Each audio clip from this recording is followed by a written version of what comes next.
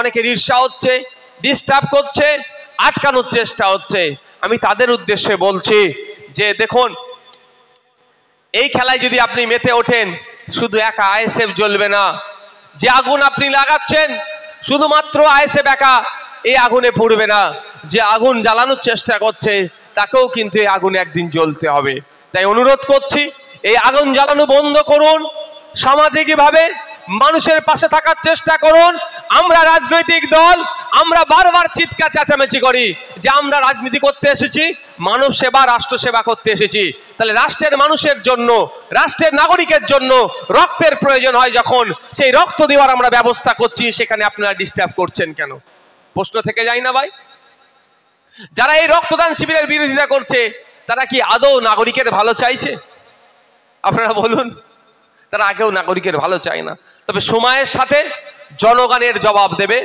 এখন আমাদের যে কঠিন পরিস্থিতির মধ্যে আমরা এসে দাঁড়িয়ে আছি, এই পরিস্থিতি থেকে আমাদেরকে উতরাতে হবে। এখন ছোট্ট তুচ্ছ ঘটনা, মালদাতে দুটো মানুষকে খুন করেছে। যারা খুন করেছে ঠান্ডা মাথায় তারা রাস্তা অবরোধ করেছে। আবার ভাবতে পেরেছেন? যারা খুন করলো তারাই রাস্তা অবরোধ করেছে, পুলিশকে হুমকি দিচ্ছে, খুনিদের না ধরলে এই করবো সেই করবো। মানুষ অবাক।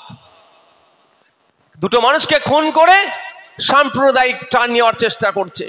খুন হয়েছে আমার দুটো হিন্দু সমাজের ভাই, দুটো হিন্দু সমাজের মানুষকে খুন করিয়ে কারা ধরা পড়েছে আবার হিন্দু সমাজের ভাই। কিন্তু ওটা দেখানোর চেষ্টা করছিল যে হিন্দু খুন হয়েছে, মুসলমান খুন করেছে। এই রকম ভাবে সমাজের মধ্যে বিশৃঙ্খলা করার চেষ্টা করছে। কিন্তু যারা অ্যারেস্ট হয়েছে তারা কোনো মুসলিম সম্প্রদায়ের নয়, তারাও হিন্দু সমাজের। কিন্তু এই খুনটাকে দেখিয়ে সমাজের মধ্যে বিষ ছড়িয়ে দেওয়ার চেষ্টা করছে, সাম্প্রদায়িকতার বিষ ছড়িয়ে দেওয়ার চেষ্টা করছে। ওরা করার চেষ্টা করছে, সমাজে হিন্দু মুসলমানের বিভাজন করার চেষ্টা করছে। এটার থেকে আমাদেরকে সজাগ থাকতে হবে, আমাদেরকে চোখ কান খুলে রাখতে হবে, আমাদেরকে প্রশ্ন করতে হবে। ওই মিডিয়ার বুলি আমরা শুনে এক শ্রেণীর মিডিয়া আমাদের মধ্যে বিভেদ তৈরি করার চেষ্টা করছে। আমাদের প্রশ্ন করতে হবে যে স্কুলগুলোতে টিচার নাই কেন? আমাদের প্রশ্ন করতে হবে হসপিটালে ডক্টর নেই কেন? আমাদের প্রশ্ন করতে হবে নিত্য প্রয়োজনীয় জিনিসের দাম বেড়ে যাচ্ছে কেন? আমাদের প্রশ্ন করতে হবে গ্যাসের দাম বেড়ে যাচ্ছে কেন? আমাদের প্রশ্ন করতে হবে পেট্রোল ডিজেলের দাম বেড়ে যাচ্ছে কেন? আমাদের প্রশ্ন করতে হবে কাশ্মীরের জঙ্গিগুলো কোথা থেকে আসলো? আমাদের প্রশ্ন করতে হবে ওখানে সেনা ছিল না কেন?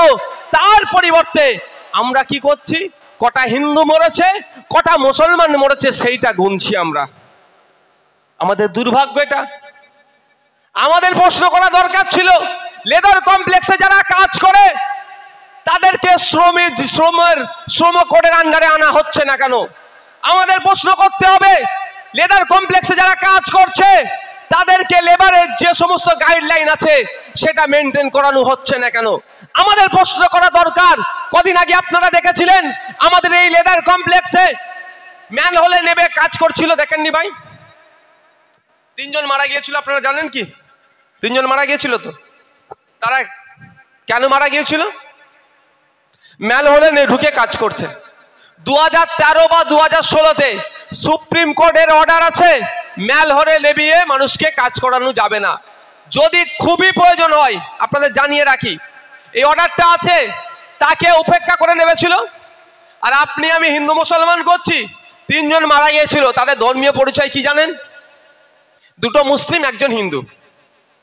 এটাও তো হতে পারে, এটাও তো হতে পারে যে আমার হিন্দু ভাইটা আটকে গিয়েছিল, মুসলিম ভাই দুটো ঢুকে বার করতে গিয়েছিল, বা একটা মুসলিম ভাই ভেতরে ঢুকে আটকে গিয়েছিল, দুজন, একজন হিন্দু একজন মুসলমান ঢুকে বার করতে গিয়েছিল। এটাই তো হয়েছে।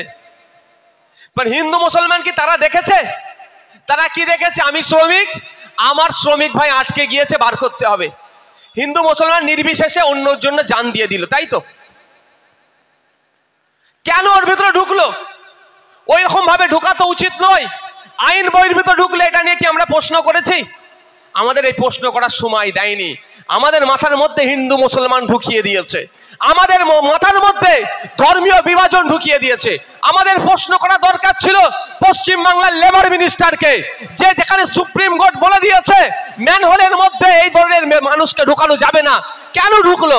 আর যদি ঢুকতে হয় ফুললি তাকে সেফটি করে তার ইকুইপমেন্ট লাগিয়ে গ্যাস ট্যাস লাগিয়ে ঢুকাতে হবে, তাছাড়া ঢুকলো কেন? যারা ঢুকিয়েছে যে কোম্পানি, তাদের বিরুদ্ধে কি ব্যবস্থা নিচ্ছে, এটা কি আমরা প্রশ্ন করেছি? আমাদেরকে প্রশ্ন করার সুযোগ দিচ্ছে না মিডিয়ার মাধ্যমে। আর কিছু রাজনৈতিক নেতারা এমনভাবে আমাদের মাথা খেয়ে রেখেছে যে আমরা আসল মুদ্দাতে, আসল বিষয়ে না প্রশ্ন করে সাবজেক্ট ছেড়ে অবজেক্টে চলে যাচ্ছি। ভাই কাশ্মীরে আজকে আপনারা দেখেন, কাশ্মীরের পেহেলগাঁওতে যেভাবে বর্বরোচিত সন্ত্রাসবাদী হামলা হয়েছে তার প্রতিবাদে, এবং সাথে সাথে যারা হামলায় শহীদ হয়েছে তাদের স্মৃতিতে আমরা আজকে রক্তদান শিবির করছি।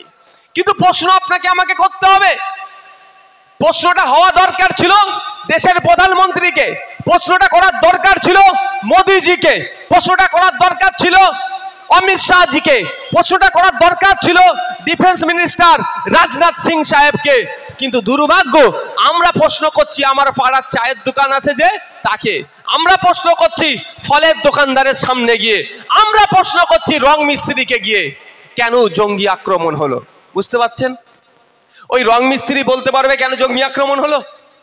ওই যিনি ভ্যান চালায় তিনি বলতে পারবে?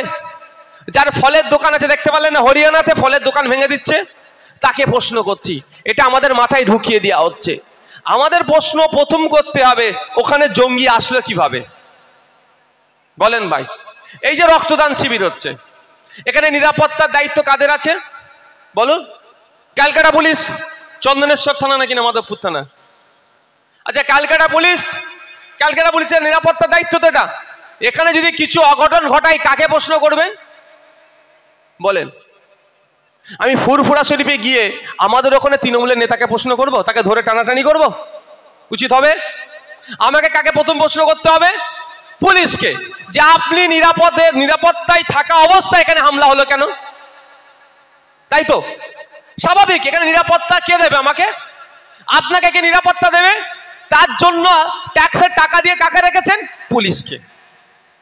তো একইভাবে এখানে হামলা যদি হয়, আমি যে দেগঙ্গাতে তৃণমূল যিনি করেন তাকে ধরে টানাটানি করলে উচিত হবে কি আমার? হবে কি? ঠিক কাশ্মীরে যে পেহেলগাঁওতে যে সন্ত্রাসবাদী অ্যাটাক হয়েছে, আমাদের তো দায়িত্ব, প্রশ্ন তো হবে সরকারকে, যে ওখানে জঙ্গি আসলো কি করে? কারণ ওখানে আসা যাইবে না, জায়গা নয় ওখানে আসার। আর ছোট বন্দুক নিয়ে আসেনি। ওই ফেসবুকে সোশ্যাল মিডিয়া দেখছিলাম 5টা বড় গ্রেনেড বা এই ধরনের কিছু নিয়ে এসেছে, আর AK-47 বড় হাতিয়ার, ছোট পিস্তল পকেটে করে নিয়ে চলে এসছে, তাও একটা বলা যেতে পারতো। আর কাশ্মীরে আমি বলছি না, আমি আমার কথা বলছি না, আপনারা সোশ্যাল মিডিয়া দেখুন 5 মিটার 10 মিটার ছাড়া ছাড়া পুলিশ থাকে। পুলিশ শুধু কাশ্মীরি পুলিশ নয়, সেন্ট্রাল ফোর্স থাকে, আধা সামরিক বাহিনী থাকে, সামরিক বাহিনী থাকে। এবার বলুন, একটা জায়গায় এসে হত্যাযজ্ঞ চালালো নির্বিচারে, ওখানে আমাদের 2000 মতো টুরিস্ট ছিল, তাদের ওখানে গুলি চালালো, দীর্ঘক্ষণ ধরে গুলি চালালো, কোনো ফোর্স আসলো না। বলছে প্রায় 50 রাউন্ড গুলি চালিয়েছে, কোনো ফোর্স আসলো না। এটা ভেবে পাওয়া যায় ভাই?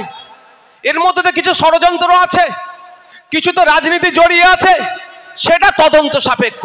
কেউ বলছে ওয়াকফ আন্দোলনে কেন্দ্র সরকার মুখ থুবড়ে পড়েছে মাইন্ডকে ডাইভার্ট করার জন্য, কেউ বলছে বিজেপির এটা হয়তো গোষ্ঠীদ্বন্দ্ব, অমিত শাহ আর মোদিকে দুর্নাম করার জন্য, কেউ বলছে এখানে বা অন্য কোনো দেশের ষড়যন্ত্র আছে। সবটাই তদন্ত সাপেক্ষ। তদন্ত হোক, সত্য উদ্ঘাটন হোক, যা আমরা চাইবো না ভাই? এ বলুন, চাইবেন না? কিন্তু 2019 সালে আমরা দেখেছি কি হয়েছিল। পুলওয়ামাতে টেরর অ্যাটাক হয়েছিল। 300 কিলো মতো নাকি RDX নিয়ে এসে আমাদের যে সেনারা যাচ্ছিল, আধা সামরিক বাহিনী যাচ্ছিল, ওখানে আক্রমণ করে প্রায় 40 জনের অধিক আমাদের দেশের CRPF এর জওয়ানদেরকে শহীদ করলো। মনে আছে আপনাদের? তো যারা শহীদ করলো সেই বর্বরদের মধ্যে কতজনকে ধরেছে?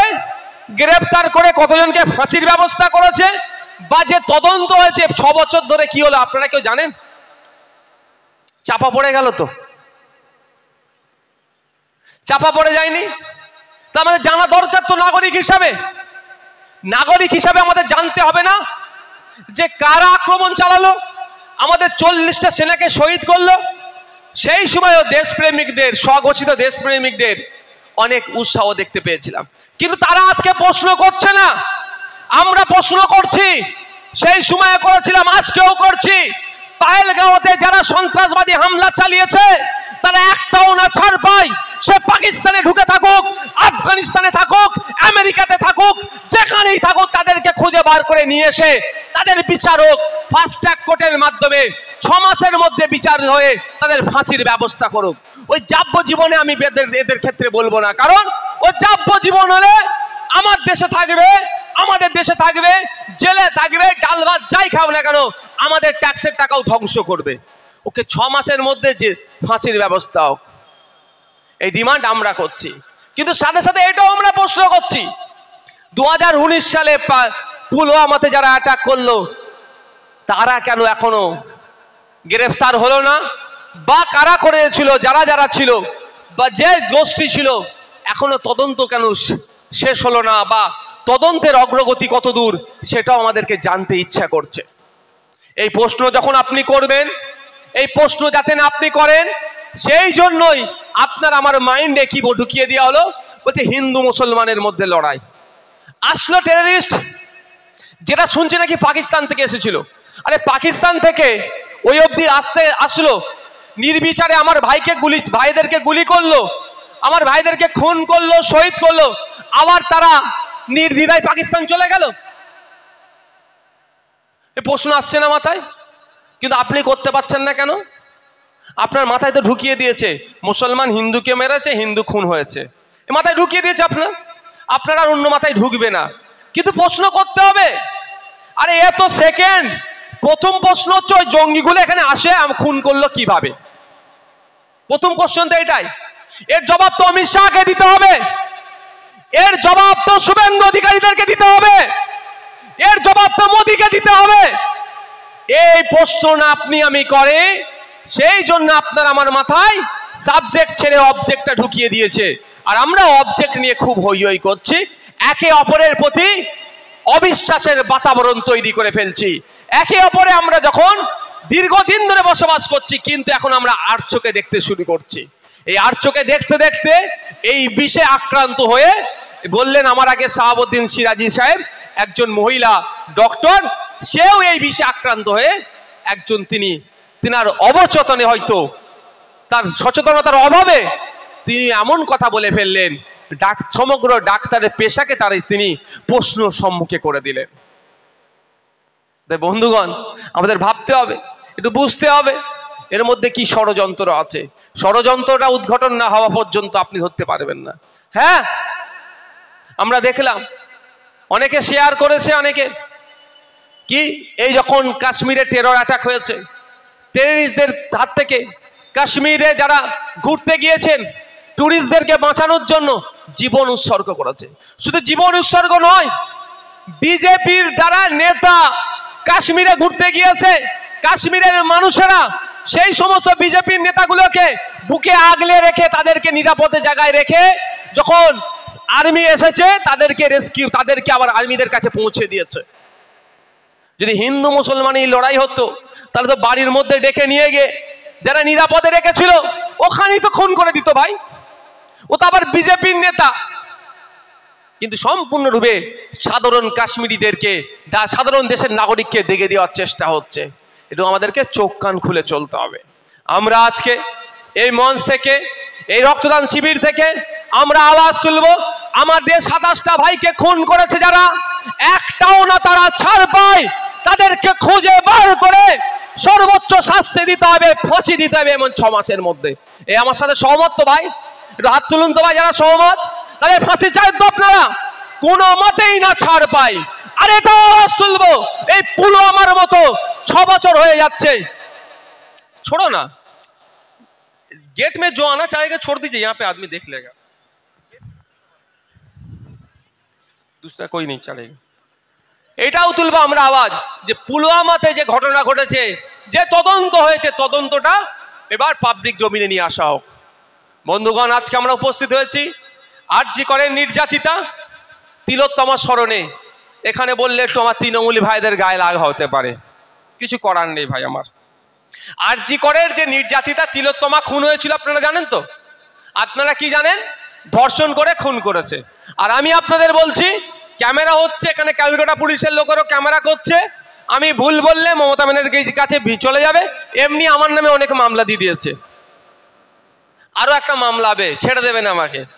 আমি বলছি প্রথমে খুন করেছে, তারপরে ধর্ষণ করিয়েছে। এবার কেন এটা করেছে? স্বাভাবিকভাবে একটা খুন হলে আমরা কি বলি, কি কারণে খুনটা হয়েছে, তাই তো? কার একটা লাশ পড়ে একটা যখন একটা জায়গাতে, এই কদিন আগে তো স্বামী স্ত্রীকে খুন করেছে আপনাদের এখানে, তাই তো ভাই? এই জায়গাটার নামটা কি? শাকচার পুকুরে পড়েছে তো। এর মধ্যে তো রহস্য আছে, তদন্ত হচ্ছে। তদন্ত হলে তৃণমূলের লোকেরা ফাঁসবে, সঠিক তদন্ত হবে না। পুলিশ অফিসার করতে চাইলে ওপর থেকে তাদেরকে আটকে দেবে। এখানে যারা পুলিশ আছেন তারা করতে চাইলেও ওপর থেকে আটকে দেবে। আমি অন ক্যামেরা বলছি, সঠিক তদন্ত হবে না। তদন্ত হলেই তৃণমূলের নেতারা ফাঁসবে। যাক, যেটাতে আসছিলাম, যখন খুন হয় আমরা প্রত্যেকেই বলি কোনো জায়গায় খুন হলে কি কারণে খুনটা করলো, লোকটাকে কেন মেরে দিল বা মহিলাটাকে কেন মারলো, কারণটা খুঁজি। এই কারণ না খুঁজি সহজেই যাতে আমাদের সামনে কারণ দাঁড় করিয়ে দেয়, সেটা কি বললো, যে ধর্ষণ করে খুন করে দিয়েছে। ধর্ষণ করেছে বলে দেবে, ওই জন্য খুন করে দিয়েছে, এটা স্বাভাবিক। কিন্তু আমাদের তিলোত্তমাকে প্রথমে খুন করিয়েছে, তারপরে ধর্ষণ করানো হয়েছে, যাতে না কেন খুন করেছে আসল কারণটা খুঁজতে পারে। তবে কিন্তু যখন সারা রাজ্যের মানুষ, হিন্দু মুসলিম নির্বিশেষে জনগণ কাঁধে কাঁধ মিলিয়ে আমাদের তিলোত্তমার জন্য যখন চিৎকার করেছে, আস্তে আস্তে এক্সপোজ হয়েছে তিলোত্তমাকে কেন খুন হতে হলো, কেন খুন করলো তিলোত্তমাকে। দোষটা কি ছিল তিলোত্তমার? দোষটা একটাই ছিল, আপনাদের ভালো চেয়েছিল। নওশাদ সিদ্দিকীকে কেন জেল খাটতে হয়েছে? আমার বাম দিকে বসে আছে মালেক ভাইকে কেন জেল খাটতে হয়েছে? আমাদের আশরাফ ভাইকে কেন জেল খাটতে হয়েছে? এখানে অনেক জেল খাটা আছে। শাহাবুদ্দিনকে কেন জেল খাটতে হয়েছে? দোষ একটাই, আপনাদের ভালো চেয়েছি বলে। আমার নামে অলরেডি 18খানা মামলা হয়ে গেছে। 18টা কটা? 18টি মামলা হয়েছে। কেন হয়েছে? আপনাদের ভালো চেয়েছি বলে। দোষ একটাই, আমাদের তিলোত্তমাকে যে কারণে খুন হতে হয়েছে, নওশাদ সিদ্দিকীকে ওই কারণেই মামলা খেতে হয়েছে। তিলোত্তমা চেয়েছে আপনার ভালো, আর নওশাদ সিদ্দিকী চাইছে আপনার ভালো। কিন্তু দুর্ভাগ্য আমাদের, আমি তো এখনো বেঁচে আছি, জানি না কবে মরবো, বিশ্বাস নেই এদেরকে, কোনো সময় হয়তো। কিন্তু তিলোত্তমাকে এরা বাঁচতে দিল না। তিলোত্তমার অপরাধটা কি ছিল? অপরাধটা এটাই ছিল, হসপিটালের মধ্যে দুর্নীতি হতো। আপনার আমার লোকেরা গিয়ে ট্রিটমেন্ট নিত আরজি করে, ওখানে গিয়ে ওই হসপিটালটাতে দুর্নীতি হতো, অন্যায় হতো, ফেক ঔষধ দেওয়া হতো, ডুপ্লিকেট ঔষধ দিত। এর বিরোধিতা আমাদের তিলোত্তমা করেছিল। আর কি দুর্নীতি হতো? হসপিটালের ওটি রুমে এই কিছু ডাক্তার মচ্ছব করতো। তার থেকেও ভয়ঙ্কর কি হতো পরে জানতে পাচ্ছি। এগুলো তো আমি বলছি, যদি আমি মিথ্যা কথা বলি আমার পরে দেখবেন কেউ ডায়লগ দেবে, নওশাদ সিদ্দিকী এসে সব মিথ্যা কথা বলে গেছে, বলতে পারে মিডিয়ার সামনে, তাকে বলবে নওশাদ সিদ্দিকীর বিরুদ্ধে একটা মামলা করতে, তাহলে দুধকে দুধ পানিকে পানি হয়ে যাবে। কি করতো? হয়তো আপনার আমার রুগী মারা গিয়েছে, মর্গে লাশ থাকে না ভাই, এরা এত বড় অপদার্থ ওই মৃত মহিলাগুলোর সাথে কুকর্ম করে ভিডিও করে বাইরের বাজারে বিক্রি করত। কত বড় অসভ্য, বুঝতে পেরেছেন? এদের বিরুদ্ধে আমাদের তিলোত্তমা লড়াই করেছিল যে এগুলো বন্ধ করতে হবে। আমাদের তিলোত্তমা কি বলেছিল? এরা এত বড় নির্লজ্জ, মৃতদেহকে এরা বিক্রি করে দিত, মৃতদের অস্থি টস্থি যা আছে এরা বিক্রি করে দিত। এটার বিরুদ্ধে তিলোত্তমা কথা বলতো, সেই জন্য তিলোত্তমাকে কি করলো? খুন করলো। তাহলে তিলোত্তমার বিচারের জন্য আমাদেরকে কথা বলতে হবে না ভাই? কার জন্য খুন হতে হচ্ছে তিলোত্তমাকে? আপনার আমার জন্য, নাগরিকের জন্য। নাগরিক যাতে ওখানে গিয়ে ভালো পরিষেবা পায়, বিশেষ করে আমাদের মা বোনেদের ইজ্জত নিয়ে ওরা খেলা করত। মৃত মা বোনকে ওরা ছাড়েনি। এই অসভ্যদের হয়ে যারা কথা বলছে তাদেরকেও আমাদেরকে গণতান্ত্রিক প্রক্রিয়ায় জবাব দিতে হবে। আজকে শুভেন্দু অধিকারী হিন্দু হিন্দু ভাই ভাই বলে স্লোগান দিচ্ছে। আমি শুধু একটু শুভেন্দু অধিকারীকে বলতে চাই, তিলোত্তমার বাবার ধর্মের পরিচয়টা কি ছিল ভাই বলুন? সে কি মুসলমান? তাহলে হিন্দু হিন্দু ভাই ভাই তুমি স্লোগান দিচ্ছ, তিলোত্তমার যাতে বিচার পাই তার জন্য কি করেছো?